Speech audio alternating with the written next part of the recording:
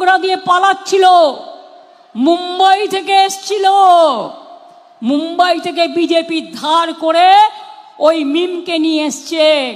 ISF ওদের সাথে, কংগ্রেসেরও উস্কানি আছে আর বিজেপিরও উস্কানি আছে। বিহারে এরা ভোট কেটে বিজেপিকে জিতিয়েছিল বিজেপির টাকায়, আর কালকেও যে দাঙ্গা করেছিল পরশুদিন, সেটাও এরাই করেছিল। তো আসসালামু আলাইকুম ফেসবুক ফ্রেন্ড বন্ধুরা, আমরা জানি যে ইলেকশন নিয়ে কিছু দাঙ্গা হচ্ছে।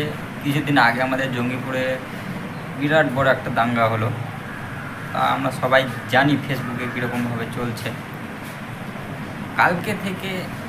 কালকে না আজকে আমি ভিডিওটা দেখলাম। আমাদের আইনজীবী, কলকাতার হাইকোর্টের উকিল একজন মুফাক্কিরুল ইসলাম, তাকে নিয়ে কিছু একটা কথাবার্তা বলবো, তাকে ভিডিওটা দেখে নাও।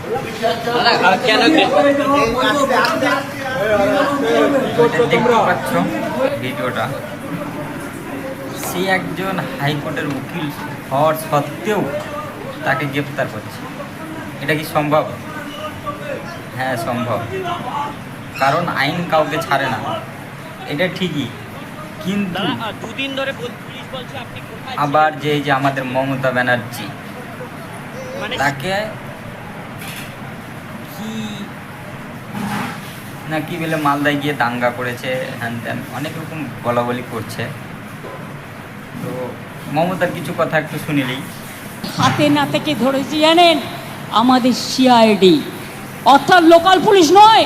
তো মমতা দি, তোমাকে আর কি ভালো করে বলবো, বলার মতন আর জবাব নাই।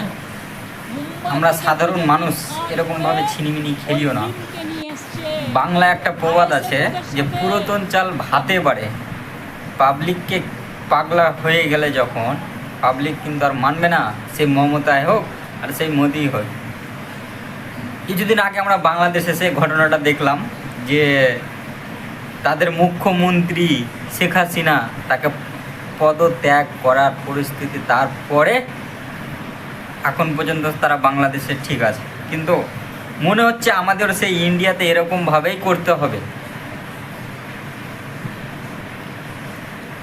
না হলে ঠিক হবে না।